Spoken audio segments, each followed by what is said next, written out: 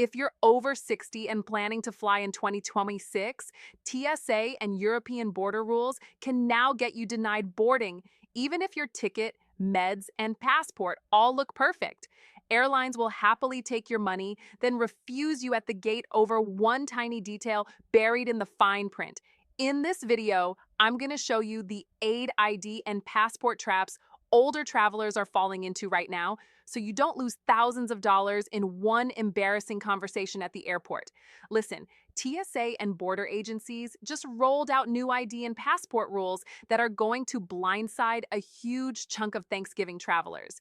And if you're in your 60s, 70s, or beyond and planning to fly in 2026, what I'm about to share could be the difference between walking onto your dream vacation and being turned away right at the gate.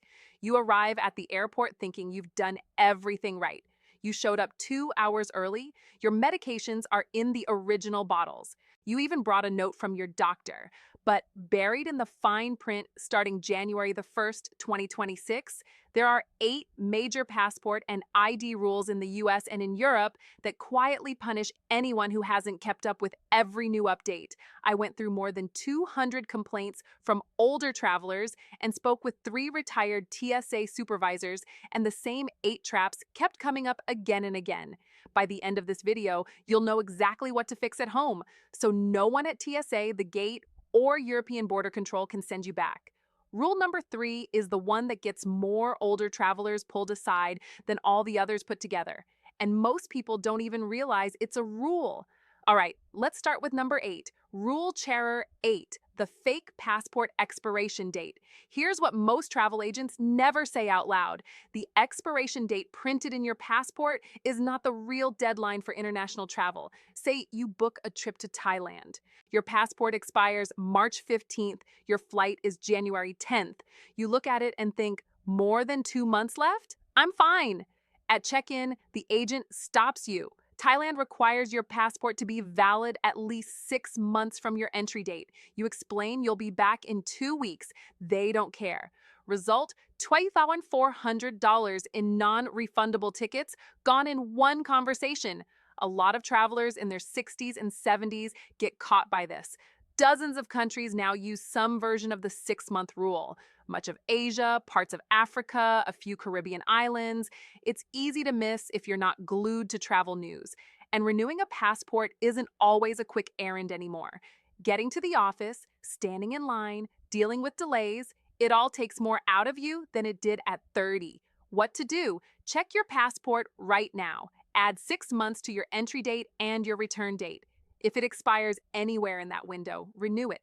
In the US, you can start at travel.state.gov. Processing takes about 6 to 8 weeks, sometimes longer in busy seasons, so don't wait until December for a January trip. Rule of thumb, your passport should be valid for 6 months after you get home, not just while you're traveling. The magic question when booking international trips: does this destination require 6 months of passport validity? Pro tip: take a photo of your passport's expiration date and set a phone reminder 10 months before it expires. That gives you a calm 2-month buffer to renew without panic. Rule NERCA 7, the invisible damaged passport. And passport expiry is still the easy problem compared to what happens when your passport looks brand new and the system decides it's damaged. Immigration officers told me off the record, they're now rejecting passports for damage you can't even see. Your passport looks fine. Clean cover, smooth pages, clear photo, but you've built one habit: folding it and sliding it into your back pocket because you don't like carrying a separate wallet. At the gate for your London flight, the agent scans it. Error. Tries again. Error. Sir, the RFID chip isn't reading. This passport is damaged. You say, but it looks new. On the outside, yes. Inside, the chip is dead. One missed flight and about $116 in rebooking fees later, the point hits home. Inside the cover is a tiny antenna. Fold it enough times and it cracks. The chip dies even if the passport still looks brand new. Seniors keep passports for years and don't always inspect them. And weaker eyesight makes small ripples, water stains, or peeling plastic easy to miss. From 2026, more countries will push you through e-gets that rely on that chip. If it won't scan, the system treats your passport as broken, not borderline okay. What to do? Never fold or roll your passport and stop carrying it in your back pocket. Keep it flat in a wallet, document pouch, or hard shell holder.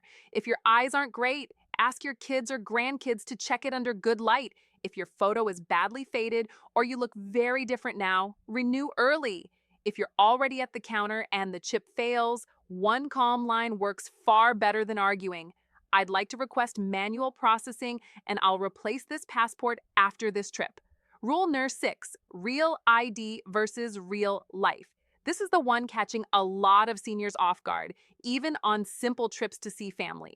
Since May 2025, TSA has been tightening real ID checks, and by 2026, they're enforcing it hard.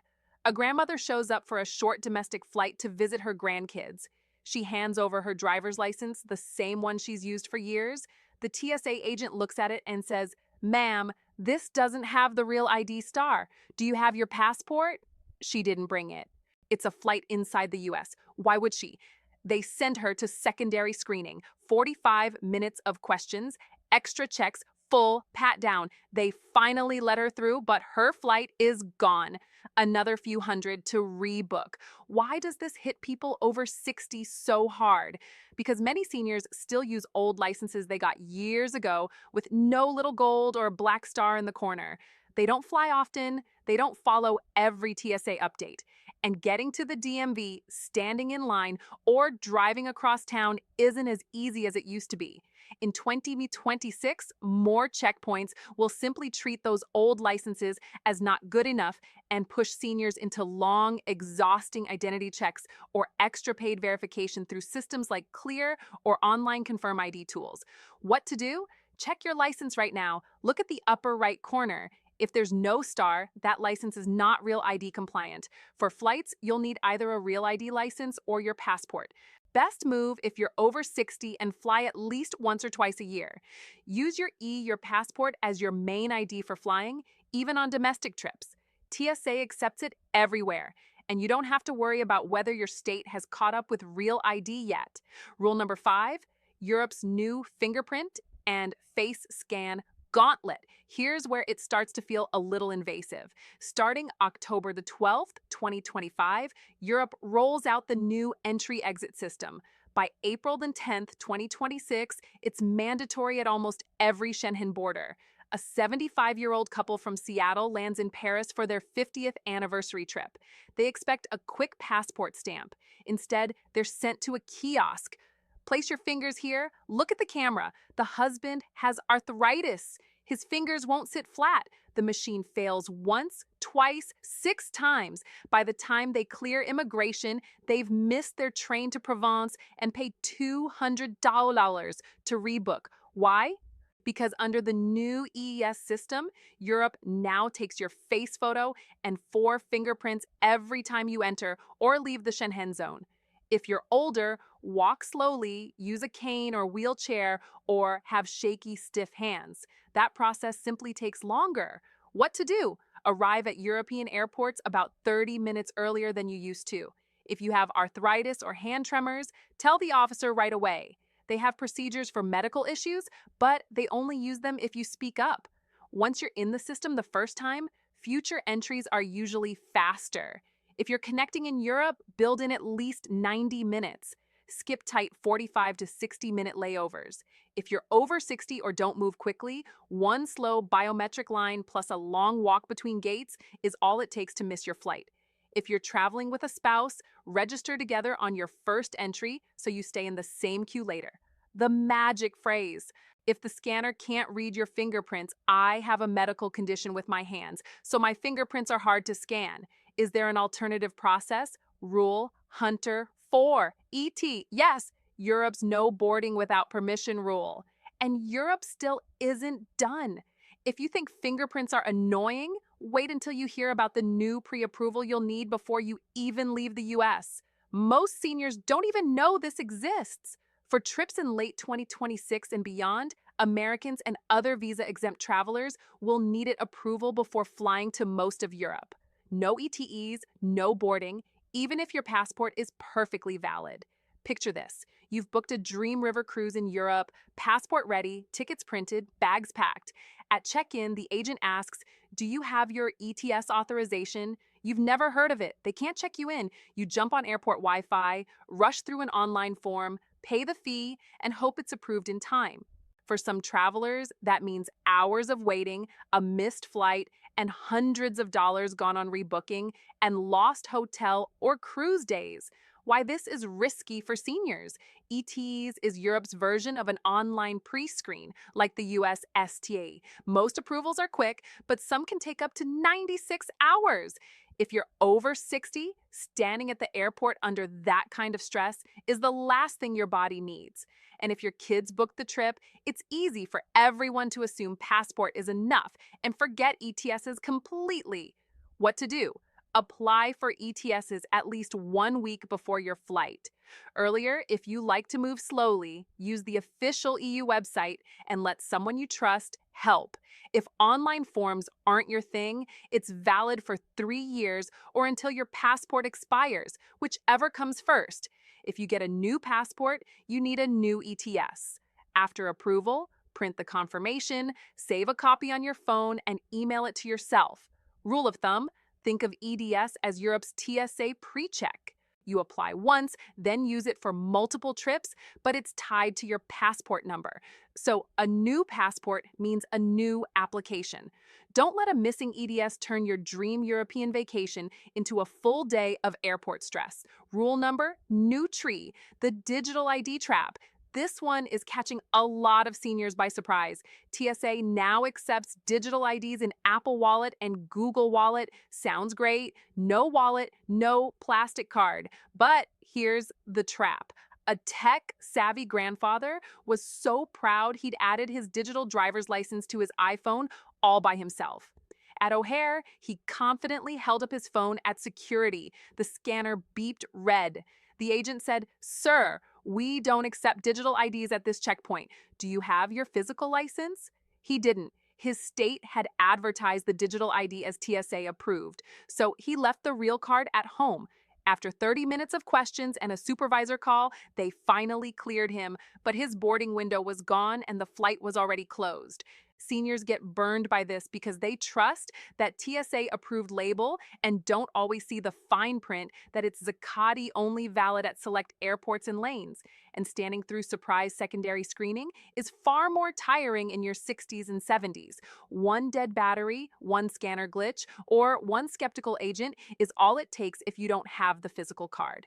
What to do? Always carry your physical ID, license, or passport, even if you have a digital one. Treat digital ID as backup, not replacement.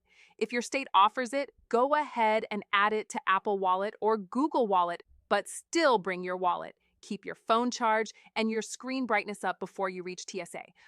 Yeah, the magic move. If your digital ID fails, immediately say, "I have my physical ID as backup," and hand it over. Insider move. Take a clear photo of the front of your physical ID and store it in a password-protected note or secure app. It's not an official ID, but if you ever lose your wallet or passport, that image can speed up verification. Rule number 2, medically necessary liquids that still get thrown away. This is the one TSA doesn't shout about, but it hits seniors the hardest. On paper, liquid medications over 3.4 ounces are allowed through security if they're medically necessary and if you declare them. In real life, very different story. Say you pack an 8-0 liquid fiber supplement in your carry-on. At screening, an agent pulls your bag aside. "Ma'am, this exceeds the liquid limit." You explain, "I take this every day. It's my medication." They ask, "Do you have documentation?" You had no idea you needed any. They confiscate the bottle. $28 gone. And the next 3 days of your cruise are spent constipated, exhausted, and miserable instead of enjoying yourself. Here's what's really going on. TSA has a medical exemption for liquid medications, medical solutions, and some liquid supplements over 3.44 ounces. But that exemption only really works if you someone declare them up front and let them test them. If you leave it buried in your bag, the scanner flags it. An officer pulls it out, sees a mystery bottle over the limit with no declaration and no paperwork, and the easiest move is to throw it away. What to do? Separate all liquid medications over 3.40 before security. Put them in a small zip bag or pouch. As you approach the X-ray belt, say clearly, "I have medically necessary liquids to declare." They'll usually place the bag in a bin, maybe run a quick test, and you're done in about 30 seconds. Bring proof when you can, a prescription label with your name, a doctor's note, the original bottle showing your name and dosing. It's not always required, but if you meet a strict officer, that label is your shield, especially if you're older and truly cannot go a few days without that medication. Rule of thumb, if it's a liquid over 3.4 ounces and you need it for medical reasons, prescription, supplement, or even over-the-counter stuff you rely on daily, declare it. The magic phrase, if an agent starts to push back, these are medically necessary liquids exempt under TSA guidelines. Pro tip, print the TSA page on medical liquids from tsa.gov, fold it, and keep it in your medication bag. Seniors who do this say the conversation instantly gets smoother when they can point to the rule in writing. Rule number 1, the blank passport pages rule, the silent trip killer. This is the silent trip killer, and it hits seniors the hardest. You can have years left before your passport expires and still be denied boarding at the gate. All it takes is not having enough empty space inside that little blue book. Many countries quietly require 1 to 4 completely blank pages, often 2 side by side for visas and entry-exit stamps. If you don't have the right kind of blank pages, the airline can refuse to board you, even if your passport looks perfect and doesn't expire for years. That's how people lose thousands of dollars in non-refundable tickets in a single conversation. Seniors are at higher risk because you tend to keep the same passport for many years, collecting stamps and visas without really counting pages. Weaker eyesight and memory make it easy to miscount or miss half-used pages. And with US passports, you can't add pages anymore. If the book is full, you must renew, meaning more paperwork, more waiting, more logistics. What to do? Open your passport and check it today. Count how many pages are totally blank. No stamps, no scribbles, nothing. Look carefully to see if you have at least 2 blank pages in a row. If you're under 4 blank pages total, start planning a renewal, especially if you've got a longer trip with multiple stops. One big itinerary can eat those last pages fast. Don't forget the grandkids' passports if they're coming with you. Child passports only last 5 years and fill up quickly, so they're more likely to be expired or out of space sooner than you think. Smart habit.